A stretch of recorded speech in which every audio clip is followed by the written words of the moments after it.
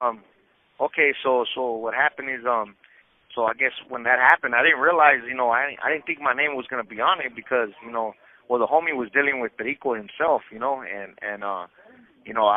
when I went in and with them to go pick up the stuff and I introduced myself.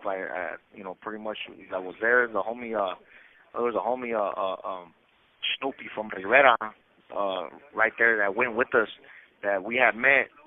Going through all this, we went to Perico's pad. He was staying in Lancaster at the time, and uh he made his dinner, his wife made his dinner, and we kicked it.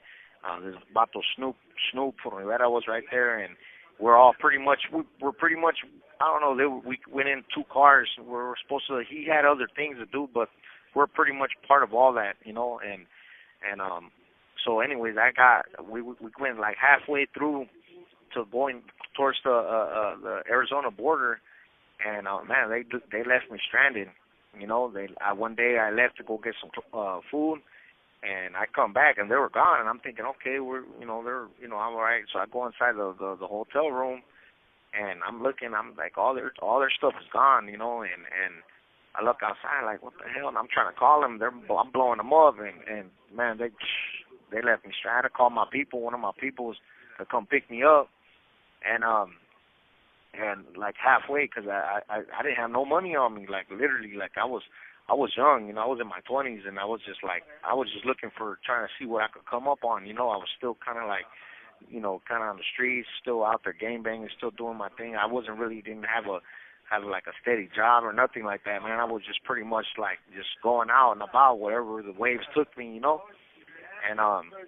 so anyways, I when I got busted, when you do the roster, when you go do the birthday cards, you put down your name, and then they, we're going through the county, and bam, they came up, and they put me to the corner. One of the mesero that had that floor. I was in the 5,000 floor, and in the Thunder dorms where there's all dorms, and they pulled me to the side. They said, hey, homie, if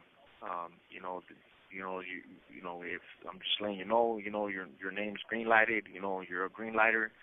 We gotta, I guess, we came through that we gotta check you, or we gotta, every day. At the time it was for 13 seconds. At that time, I know when I went to the county the first time and all this was going on, I was only there for a few months, so I got out. Eventually got out, and I kept on going in and out of the county, slipping and sliding. You know what I mean? And I got by like 2000, and was it 2000 and it was two. This call and your telephone number will be monitored and recorded. Like 2013, I got arrested again, and at this time when I was busted, I was gonna do some time, and I got busted for assault and for robbery, and I went from the county jail. They sent me to Supermax. And I was in Supermax, and there's a homie right there. We call all homies. We're all we're in jail, right? He was my enemiga. He went to high school with me. He knew who I was and everything. I guess he knew what's up. He was like my age, and they call him Duende from Barrio 13. And his brother, Stomper was from Barrio 13. I guess he got a little juice from what I hear. He's a lifer. At that time, he was that fool Duende was across from me, and when he seen me, he's like, "What's up, Pato? What's going on?" I'm like, nothing. I was hitting him up, talking to him. He was thing was cool. And then later on that day, Abuela came in. Well, I guess because they called me over, the mesero, the guato that had that little dorm that I was at. He goes, "Hey, check this out," and he showed me the Abuela. Boom. He goes, "Hey," and the Abuela read that I was green lighted, and it was his name, Duende from Barrio 13. That pretty much, I was just like, fuck, all right. So I said, well, you know what? Yeah, it's true, and okay, don't trip, homie. We're gonna get back at you. We're gonna make some calls. We're gonna get back at you. We'll let you know what's up. I'm like, all right, So I end up the next day, we end up going to Yarda. And And this is when I pretty much kind of like, kind of said to myself, like, I'm tired of this going in and out, slipping and sliding and wondering if they're gonna whack me, wondering what, because it got to the point where they're already asking me to give them 10,000, 10 grand up front, and a lot of my homies kind of started not wanting to mess with me like that, because they're like, hey, well, if you're around us, homie, they're telling us that we gotta take care of you. And then the homie Prieto was like nowhere to be found, and he was the main dude that was dealing with Perico. And it was just like, man, it was like it was back and forth, and I couldn't really trust the homies. And when I went to the county, it was more like paranoia, like, damn, they're gonna get me. And at the same time, I've had thoughts of, just hanging up my coat, locking it up, but my pride was getting to me. It got to the point where it's just like, man, I was like, nah, I can't do it. I'd rather just get my little beat downs, get my little 13 seconds every day, get my little, every day go under the stairs and get my little beat downs and whatever, and just deal with it. And so I ended up going to there was yard the next day. And when I went to yard, I mean, I didn't really feel nothing what was gonna happen, because normally everybody already knew what's up. Everybody finds their little crew that they talk to, hang out with, most of the time in the dorm, and we start working out, mandatory workout. So we started working out, and there's this vato Doughboy from Tunerville there, and he was in there fighting a hot one, and he was there in the yard. And he was the main one. He was the one that had the mesa in that dorm. It was part of the mesa. And it so happened that Duende from the other dorm, we all had dorm together. They let us go together. So while we're working out, I just said something told me, you know what, man, just take flight on this fool, because I know he wrote the Wheeler. They showed me the Wheeler. And they showed me, you know what I mean? And I ended up taking flight on them.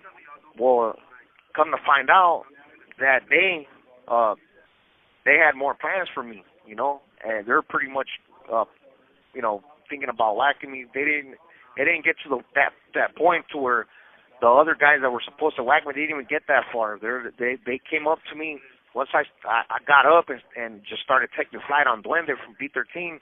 We're fighting right there, and as soon as I started taking flight on them, some other vato came up to me and sliced me, like trying to slice me on my neck area, and he got me a little bit on my shoulder, and I backed up, and then he sliced me again on my arm. So my arm, I got a big slice, like going close to my veins, like the middle of my vein. It's like say about 4 or 5 inch slice, and I backed up. I backed up. They started shooting. The tower started shooting the block guns and stuff. And I just kind of backed up, and I was just like, oh, I said, forget this, So I backed up, and then the sheriffs all like, hey, get down. And I seen them getting down, and I just narrowed my focus on Duende, and I just started stomping them out, started just getting him. And these guys were just trying to, I was like, man, I kept on backing up. And as soon as I seen the sheriff, I was like, you know what, forget this, man. And I ran towards them. I said, hey, man, and they're like, get down. And they got them down, and everybody was down. And after that, they pulled me to the side because they seen that I was the one getting attacked.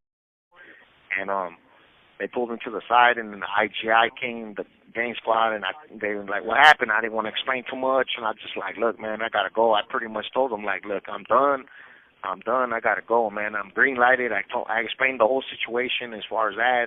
They asked me who did it. I didn't tell them who did it or did what. And I said, man, I don't know, man. I don't know what happened. It's just, I gotta go, And a little bit after that, because they had me on the green light module, pending investigation, like on the green light fish roll, green light module fish roll, and a little bit after that, I end up going to prison, getting sent to prison for that robbery, and I end up going. As soon as I got to prison, that's when I told them too. When I got to prison, and it was a lot easier to cross over in prison than it was in LA County, and So when I got to prison, I told him, hey man, I can't do this. I'm green lighted. I explained to them pretty much a little debrief, and that was it, man. And then I crossed over. Since then, I just kind of like I never joined no prison gang as far as the green light, or like the special need, the SNY and all that. I never joined any of that. I just kind of stuck to myself.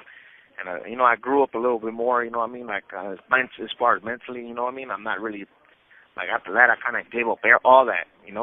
A lot of my family members are from my hood, too, and I mean they knew pretty much what happened, and they, I mean some of them, don't mess with me no more, but some kind of like still, because we're family, they're like, all right, it is what it is. They know that I'm not, I know rap. This call and your telephone number will be monitored and recorded.